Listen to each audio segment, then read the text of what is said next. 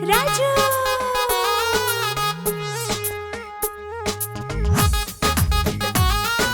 राजू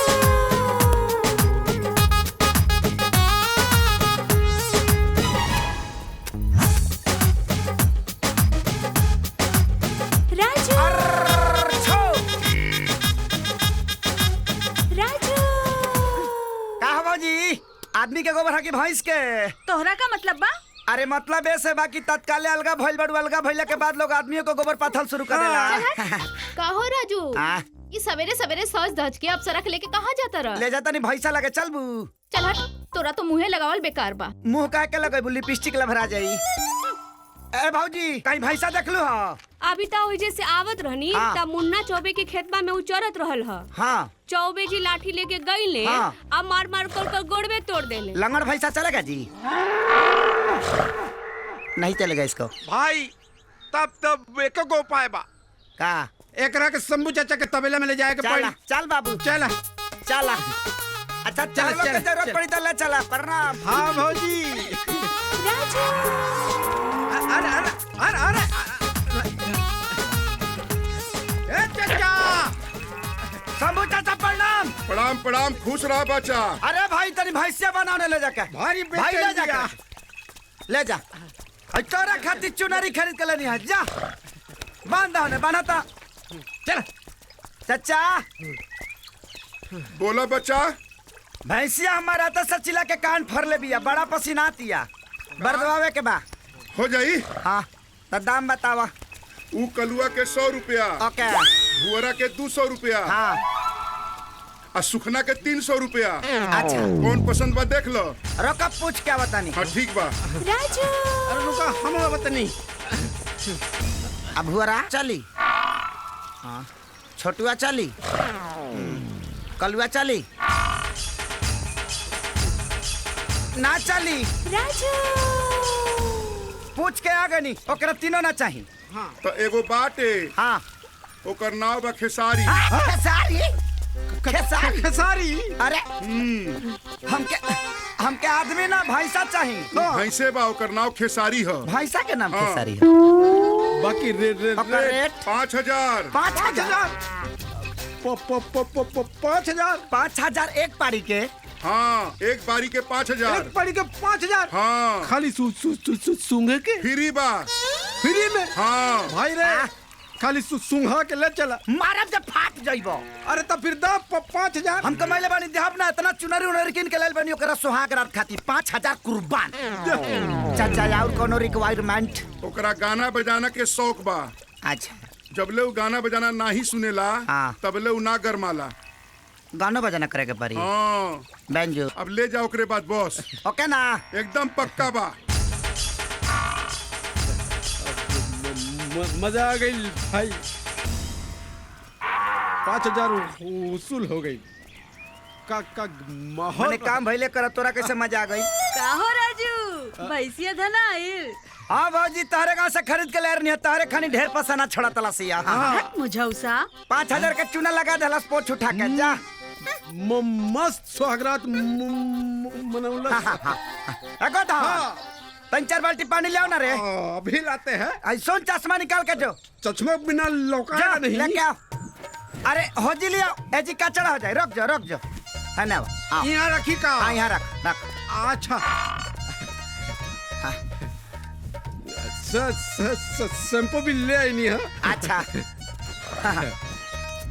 बहन रख जाओ। पनिया डाली का। हाँ डाल पनिया। चश्मा धर ना हमार लगा लेते हैं।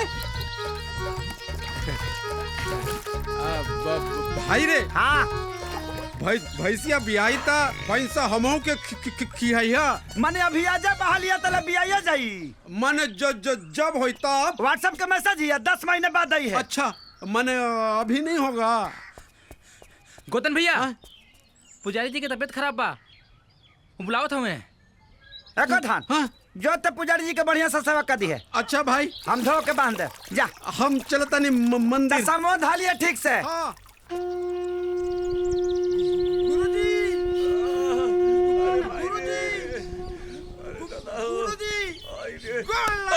टूटल बा हमार पैरवा रे। टूटल अरे ये कैसे भइल गुरुजी? हमरा हिस्सा के सेवा में बाटल टांग टूटल कैसे? अरे अरे अरे का बताई रे गोदना। अरे गोदना के हिस्सा वाला कह के हमरा के परेशान मत करी। अरे नंदुआ, पैर दबावे में का भइल रे? पैर में कौन हिस्सा बा? पैर दबा दे दोनों। ठीक बाटे, कह ताड़ा तो दबाइए दे तनी।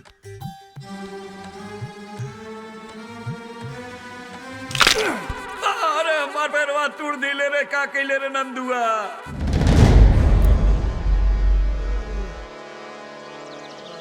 वो घोचू नंदुआ के ये मजाल कि हमरा हिस्सा के सेवा वाला टांग तोड़ देहलस।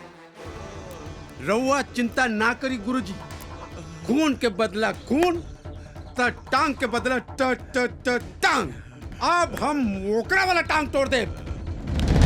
अरे तू सर को तोड़ देले रे। अब हिसाब बराबर भाई।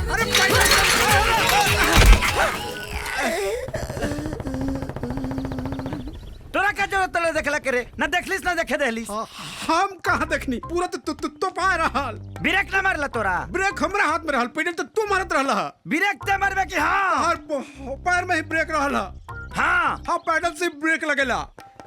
हमरा के चच्चा पता। अरे लेकिन कुछ कह यार, आधा अधूरा पार्टी देख ली, लेकिन बड़ा निमन पार्टी भाई यार। अच्छा चला चला चला मर दे, उठा। अरे बाप,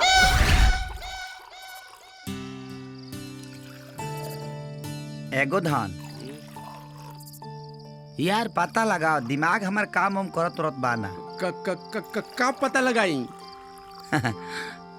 लगाओ पता, हम कहते हैं तो इज्जत से पता लगाओ। अरे तो मैंने पता तो चले कि भाई पता लगावे के कहाँ पता लगाई?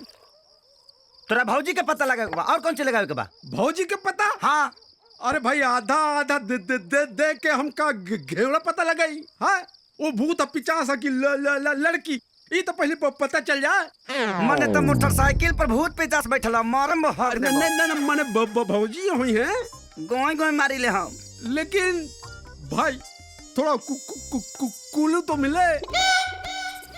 हम यहाँ कंफ्यूज होता नहीं है, तोरा कुल्लू चाहिए? कुल्लू? अरे देख, हाई 1.5 लीटर दूध जौन उठावना आवता बेटा, एकर पैसा लगता।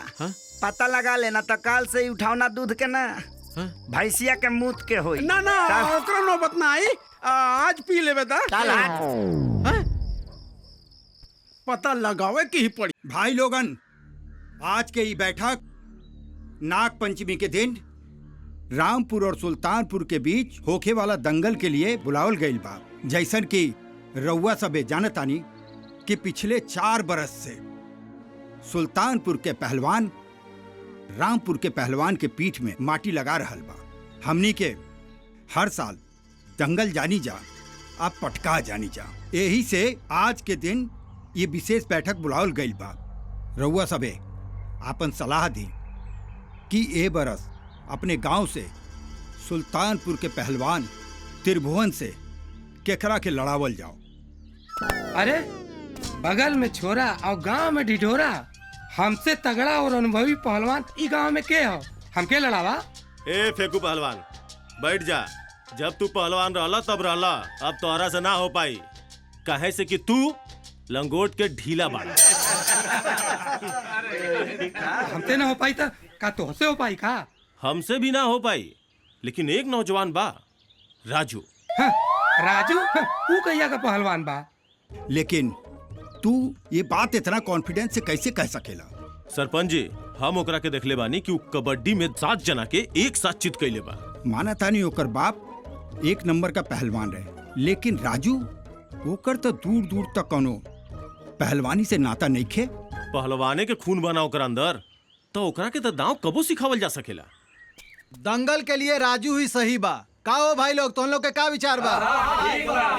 तो चला साहब, राजू के घर चलल जाओ।